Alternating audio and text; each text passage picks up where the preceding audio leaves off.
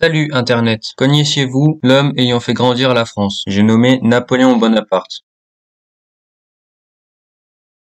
Tout commence en 1799. Les frontières françaises ressemblent à ça. Le 9 novembre 1799, soit de la même année, Napoléon Bonaparte s'approprie du pouvoir et en 13 ans, le territoire français devient ceci. La France est alors 3 fois plus étendue qu'en 1799 et pour en arriver à ce grossissement, Napoléon a multiplié les batailles. Après avoir fait Austerlitz en 1805, Eylau en 1807, Jena en 1806, on remarque que Napoléon connaît l'art de la guerre. Ce n'est pas tout, car sur les 86 batailles qu'il a livrées en personne, 77 ont été remportés et 9 ont été perdus. Il représente un taux de victoire à 90%. Mais pour commencer, regardons ensemble à quoi ressemble une de ces grandes victoires militaires. Commençons par une bataille connue. Nous allons étudier comment Napoléon réfléchissait face à l'ennemi. Ulm, le 19 octobre 1805. Les Autrichiens et les Russes ont déclaré la guerre à la France. Le général Mack de l'armée autrichienne attend les Français dans cette zone vers la sortie de la forêt noire. D'une certaine logique, le général avait fait le bon choix car c'était la route principale. Mais Napoléon, lui, veut surprendre. Donc pour montrer aux ennemis qu'il arrive par ce chemin, il envoie les réservistes de la cavalerie faire distraction. Pendant ce temps, les troupes